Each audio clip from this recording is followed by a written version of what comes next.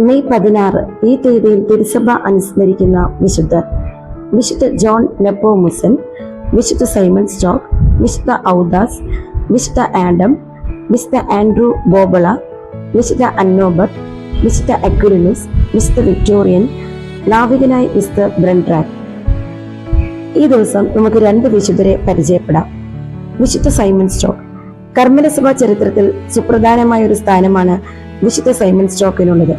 അദ്ദേഹം സഭയുടെ ജനറലായിരിക്കുമ്പോഴാണ് പരിശുദ്ധ കന്യകാമറിയം പ്രത്യക്ഷപ്പെട്ട് തന്റെ സ്നേഹത്തിന്റെയും സംരക്ഷണത്തിന്റെയും അടയാളമായി ഉത്തരീയം നൽകിയത് എന്നാണ് പാരമ്പര്യം. അദ്ദേഹത്തെ പറ്റിയുള്ള ചരിത്രപരമായ രേഖകൾ തുലവും വിരളമാണ്. അദ്ദേഹം എത്രാമത്തെ ജനറൽ ആയിരുന്നു എന്നതിനെ പറ്റി അഭിപ്രായ വ്യത്യാസവുമുണ്ട്. സൈമൺ സ്റ്റോക്ക് 1165 ഇംഗ്ലണ്ടിലുള്ള കെൻഡറിൽ ജനിച്ചു എന്നാണ് പൊതുവെയുള്ള വിശ്വാസം. അദ്ദേഹം ചെറുപ്പം മുതലേ സന്യാസ ജീവിതം ഇഷ്ടപ്പെട്ടിരുന്നു. ഒരു മരത്തിന്റെ പൊത്തിനുള്ളിൽ ചെറുപ്പത്തിൽ ജീവിച്ചത് കൊണ്ടാണ് സ്റ്റോക്ക് എന്ന പേര് ലഭിച്ചതെന്ന് പറയപ്പെടുന്നു. യുവാവായിരിക്കുമ്പോൾ ജെറുസലമിലേക്ക് തീർത്ഥാടനം നടത്തി. കർമ്മല മലയിലുണ്ടായിരുന്ന കർമ്മലീത്ത സന്യാസികളുടെ ജീവിത രീതിയിൽ ആകൃഷ്ടനായ അദ്ദേഹം അവരുടെ കൂട്ടത്തിൽ ചേർന്നു. മുഹമ്മദീയർ കർമ്മലീത്തരെ പാലസ്തീനിൽ നിന്നും പുറത്താക്കിയപ്പോൾ സൈമൺ സ്റ്റോക്ക് ഇംഗ്ലണ്ടിലേക്ക് തിരിച്ചു.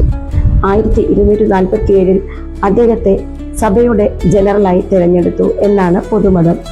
പലവിധ പ്രതിസന്ധികൾ നേരിട്ടുകൊണ്ടിരിക്കുന്ന സഭയെ സഹായിക്കണമെന്ന് അദ്ദേഹം കർമ്മല മാതാവിനോട് പ്രാർത്ഥിക്കുകയും ജൂലൈ 16 കർമ്മലനാഥ അദ്ദേഹത്തിന് പ്രത്യക്ഷപ്പെട്ട് തിരുവുത്തിരിയം നൽകുകയും ചെയ്തു. അന്നു മുതൽ ഇന്ന് വരെ വിശ്വാസികൾ തിരുവുത്തിരിയത്തെ മാതാവിന്റെ സംരക്ഷണത്തിന്റെ അടയാളമായി മാത്രമല്ല, തങ്ങളുടെ തന്നെ സമർപ്പണത്തിന്റെ അടയാളമായും കരുതുന്നു. സൈമൺ സ്റ്റോക്ക് 1265 മെയ് 16 ബോർസോവിൽ വെച്ച് മരിച്ചു. മെയ് 16 അദ്ദേഹത്തിന്റെ തിരുനാൾ കർമ്മലസഭ കൊണ്ടാടുന്നു. വിശുദ്ധ ജോൺ നെപ്പോമുസൻ 1330-1383 കാലഘട്ടത്തിലാണ് വിശുദ്ധ ജോൺ നെപ്പോമുസൻ ജീവിച്ചിരുന്നത്. കുമ്പസാര രഹസ്യം സൂക്ഷിക്കാൻ വേണ്ടി ജീവൻ ത്യജിച്ച ജോൺ നെപ്പോമുസൻ ബൊഹീമിയയിൽ നെപ്പോമുക്കിൽ ഭൂജാതനായി. ജനിച്ച ഉടനെ ഉണ്ടായ മാരകമായ രോഗത്തിൽ നിന്ന് ദൈവമാതാവിന്റെ സഹായത്താൽ സുഖം പ്രാപിച്ചതിന് കൃതജ്ഞതയായി മാതാപിതാക്കൾ ജോണിനെ ദൈവ ശുശ്രൂഷയ്ക്ക് പ്രതിഷ്ഠിച്ച് നല്ല വിദ്യാഭ്യാസം നൽകി. യുവാവായ ജോണിൽ പ്രകാശിച്ച ശാന്തത, ശാലീനത, ദൈവഭക്തി, പഠന സാമർഥ്യം മുതലായ ഗുണങ്ങൾ ഭാവിയിലേക്കുള്ള സൂചനകളായിരുന്നു. രാവിലെ അടുത്തുള്ള ആശ്രമത്തിലെ കുർബാനകളെല്ലാം കാണും. ശേഷം സമയം പഠിക്കും. താമസിയാതെ ദൈവശാസ്ത്രത്തിലും സഭാ നിയമത്തിലും ബിരുദം നേടി വൈദിക പട്ടം സ്വീകരിച്ചു. അദ്ദേഹത്തിന്റെ പ്രസംഗങ്ങൾ സുമധുരമായതിനാൽ യുവജനങ്ങൾ അവ കേൾക്കാൻ തടിച്ചുകൂടിയിരുന്നു. 1376 വെഞ്ചസ്ലസ് 4 തന്റെ 16ാമത്തെ വയസ്സിൽ ബൊഹീമിയ രാജാവായി.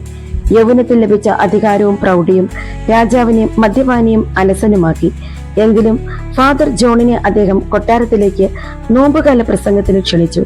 സംതൃപ്തനായ രാജാവ് അദ്ദേഹത്തിന് മെത്രാൻ സ്ഥാനവും ചാൻസലർ സ്ഥാനവും വെച്ചു നീട്ടി. അദ്ദേഹം അവയെല്ലാം പരിത്യജിച്ച് ദരിദ്ര സേവനത്തിൽ കഴിഞ്ഞു. വെഞ്ചസ്ലാസ് രാജാവ് വിവാഹം കഴിച്ചത് ബവേറിയ രാജാവ് ആൽബർട്ടിന്റെ മകൾ ജെയിനിനെയാണ്. രാജാവ് രാജ്ഞിയെ സ്നേഹിച്ചിരുന്നുവെങ്കിലും രാജ്ഞിയുടെ വിശുദ്ധ ജീവിതം അദ്ദേഹത്തിന് ഇഷ്ടപ്പെട്ടില്ല. തന്നോട് പ്രദർശിപ്പിച്ചിരുന്ന ആർദ്രത പോലും രാജാവ് സംശയിച്ചു. ഒരു കോഴിയെ വറുത്തത് ശരിയാകാഞ്ഞിട്ട് പാചകക്കാരനെ തീയിൽ ദഹിപ്പിച്ചവനാണ് വെഞ്ചസ്ലാസ് രാജാവ്.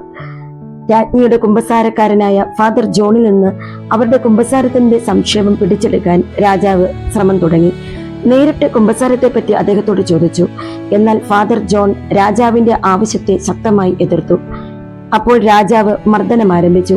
ചെങ്ങലകൾ കൊണ്ട് ജോണിനെ ബന്ധിച്ചു, ജയിലിലടച്ചു, മർദ്ദന യന്ത്രത്തിൽ കിടത്തി. എന്നിട്ടും രാജാവിന് ആവശ്യമായ കുമ്പസാര രഹസ്യം അദ്ദേഹം വെളിപ്പെടുത്തിയില്ല. കോപിഷ്ഠനായ രാജാവ് ആജ്ഞാപിച്ചു, ഈ മനുഷ്യനെ ഇരുട്ടുമ്പോൾ പുഴയിലെറിയുക, ജനങ്ങൾ അറിയരുത്. 1383 മെയ് 16 ആരാച്ചാരന്മാർ അദ്ദേഹത്തെ കൈകാലുകൾ ബന്ധിച്ച് പ്രോഗിൽ കൂടി ഒഴുകുന്ന മുൾഡ നദിയിൽ വലിച്ചെറിഞ്ഞു. നദിയിൽ കൂടി ഒഴുകിയ വിശുദ്ധന്റെ ദേഹത്തിനു ചുറ്റും ജലനിരപ്പിൽ വലിയ പ്രകാശം കണ്ട് ജനങ്ങൾ ഓടിക്കൂടി. നദീതീരത്ത് കണ്ട വിളക്കുകളെപ്പറ്റി ചക്രവർത്തി അന്വേഷണം നടത്തി. ആരാച്ചാരന്മാർ വിവരം രഹസ്യമായി പാലിച്ചില്ല.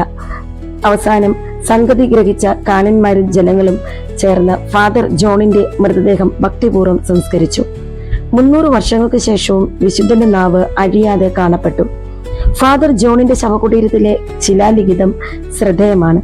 ഡോക്ടറും ഈ പള്ളിയിലെ കാനനും ചക്രവർത്തിനിയുടെ കുമ്പസാരക്കാരനും അത്ഭുത പ്രവർത്തകനുമായ ജോൺ നെപ്പോമുസൻ കുമ്പസാര രഹസ്യം അഭംഗമായി പാലിച്ചത് നിമിത്തം ചാൾസ് നാലാമന്റെ മകൻ ബൊഹീമിയൻ രാജാവും ചക്രവർത്തിയുമായ വെഞ്ചസ്ലസ് നാലാമന്റെ ആജ്ഞാപ്രകാരം മർദ്ദിക്കപ്പെടുകയും പ്രേഗ് പാലത്തിൽ നിന്ന് മുൾഡ നദിയിലേക്ക് എറിയപ്പെടുകയും ചെയ്തു എന്നാണ് എഴുതിയിരുന്നത്. ഇന്നേ ദിവസം നമുക്ക് ഈ വാക്കുകൾ വിചിന്തനം ചെയ്യാം. തിരുസഭയുടെ നിയമസംഹിതയിൽ ശ്രേഷ്ഠമാണ് കുമ്പസാര രഹസ്യം.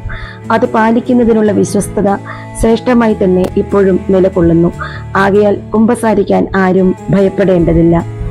വിശുദ്ധനായ സൈമൺ സ്റ്റോക്കെ, വിശുദ്ധനായ ജോൺ നെപ്പോമുസനെ, ലോകത്തുള്ള എല്ലാ ഭരണാധികാരികൾക്ക് വേണ്ടിയും പിതാവായ ദൈവത്തോട് നിരന്തരം മധ്യസ്ഥം വഹിച്ച് പ്രാർത്ഥിക്കണമേ.